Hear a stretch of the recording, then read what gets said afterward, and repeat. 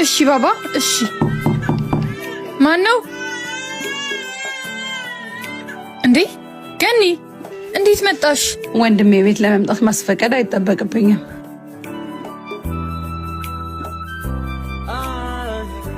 ምንድነው አታጸጁም እንደ ቤቱን በጣም ሸታል የሆነ ነገር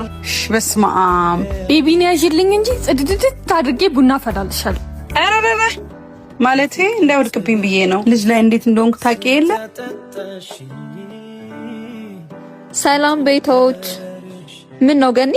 አራሷን ቡና ማስፈላት ሳይንስ ምን ነው ልጁን ብትይላ ምን ነው ተይ በወንድሜ ቤት ቡናም ልከለክሉኝ ነው እንዴ አረ እንደሱ ማለት ፈልግ አይደለም ሁሉም ሰው እንዳንቺ ቀመርተኛ ይመስልሻል አይደል እኔም እኮ አክስቱ ነኝ ወይኔ ወንድሜንም አስረሻዋል